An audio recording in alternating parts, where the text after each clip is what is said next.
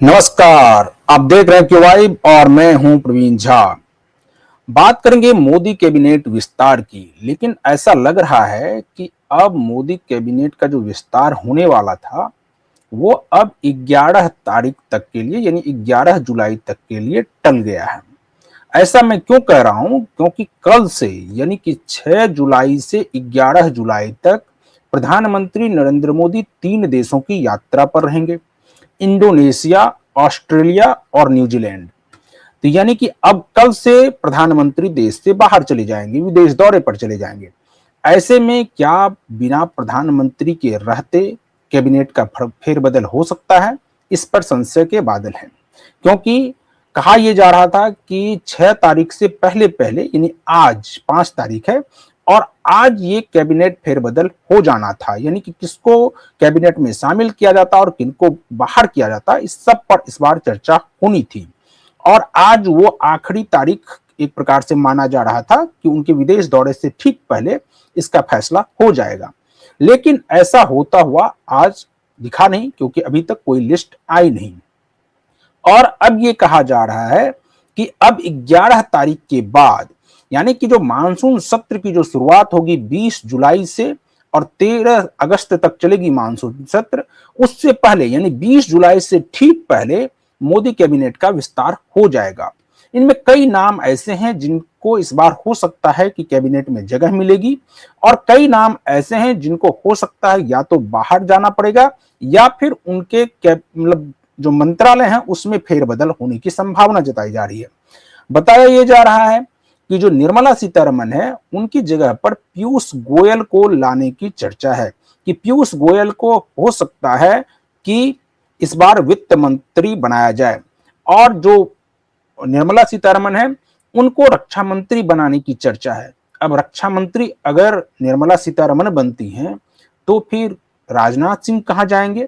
तो अभी तक ये चर्चा का बाजार गर्म है कि राजनाथ सिंह जो है वो हो सकता है कि उनको राष्ट्रपति के लिए मना लिया जाए और उनको राष्ट्रपति के लिए यानी कि राष्ट्रपति का पद उनको दिया जाए और जब भी राष्ट्रपति का चुनाव होगा तो उसके बाद उनको राष्ट्रपति बना दिया जाए। और इसकी सहमति एक प्रकार से बन भी गई है और ये बहुत पहले से खास करके प्रधानमंत्री नरेंद्र मोदी की भी इच्छा है कि राजनाथ सिंह को राष्ट्रपति बनाया जाए, क्योंकि अब राजनाथ सिंह उस स्थिति में है नहीं कि वो प्रधानमंत्री बने,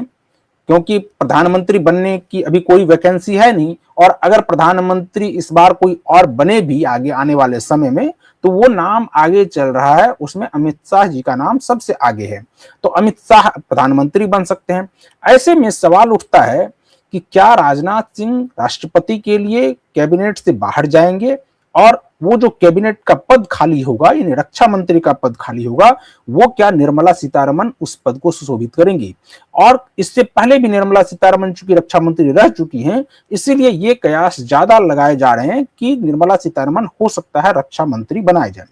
इसके अलावा कुछ और नाम जो है उन पर भी चर्चा बहुत तेजी से है, जिसमें धर्मेंद्र प्रधान की चर्चा है कि धर्मेंद्र प्रधान को इस बार हो सकता है कि उनका मंत्रालय बदला जाए, क्योंकि जिस प्रकार से नीट पेपर लीक, सीबीएसई का मामला और भी जो तमाम तरह के पेपर लीक के मामले आ रहे हैं उसके बाद ये कयास लगाए जा रहे हैं कि उनका मंत्रालय बदला जा सकता है। उनको कैबिनेट से बाहर अभी करने की संभावना नहीं है, क्योंकि उनको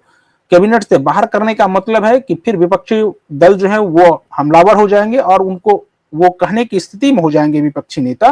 कि देखिए इनको अगर हटाना था तो पहले क्यों नहीं हटाए, और ये अभी हटा रहे जब इनको लग रहा है कि अब इनसे पेपर लीक वाला मुद्दा जो है रुकने वाला नहीं है। हालांकि पेपर लीक कैसे हो रहा है नहीं हो रहा है उसके लिए अलग से जांच कमेटी बैठी हुई है और जांच करके उसकी रिपोर्ट देगी, लेकिन और ये भी नहीं कहा जा सकता है कि कोई मंत्री जो है वो किसी पेपर लीक में शामिल हो, ऐसा नहीं हो सकता है। लेकिन अंततः जो जिम्मेदारी है वो मंत्री की बनती है और इसलिए धर्मेंद्र प्रधान को लेकर लगातार जो है प्रदर्शन भी हो रहे हैं। अभी भी आपको पता होगा कि जंतर मंतर पर अभी भी लोग प्रदर्शन कर रहे हैं, खास करके कॉकरोच जनता पार्टी वाले और जो सोनम वांगचुक हैं वो लगातार प्रदर्शन कर रहे हैं कि धर्मेंद्र प्रधान अपना का इस्तीफा हो।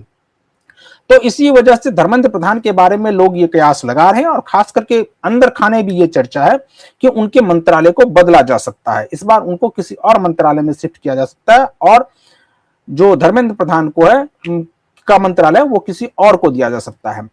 इसके अलावा जो एक प्रमुख नाम है नितिन गडकरी का, उनका भी नाम इस बार जो है हो सकता है कि इस फेरबदल में या तो उनका मंत्रालय शिफ्ट किया जाए, या हो सकता है कि उनको बाहर का भी रास्ता दिखाया जा सकता है, क्योंकि जिस प्रकार से अभी आप देख सकते हैं कि जो चल रहा है कि जो एथेनॉल वाला जो मामला है वो बहुत ज्यादा तूल पकड़ता जा रहा है, कि पेट्रोल में जो एथेनॉल मिलाने को कहा गया था उसकी वजह से जो है बहुत सारी गाड़ियां खराब हो रही हैं, और उसके बाद लगातार नितिन गडकरी को लेकर लोग जो है विरोध कर रहे हैं। तो हो सकता है कि या तो नितिन गडकरी का मंत्रालय बदला जाए, या हो सकता है कि उनको विराम देकर कहीं और भेजा जाए, यानी कि संगठन में भेजा जाए। ये भी एक कयास लगाए जा रहे हैं। इसके अलावा जो नाम और भी चल रहे हैं उसमें यह है कि इस बार हो सकता है कि अनुराग ठाकुर की एक बार फिर से वापसी हो सकती है, यानी कि अनुराग ठाकुर का नाम भी चल रहा है कि अनुराग ठाकुर की वापसी हो सकती है और अनुराग ठाकुर को इस बार जो है फिर से केंद्रीय मंत्रिमंडल में जगह मिल सकती है।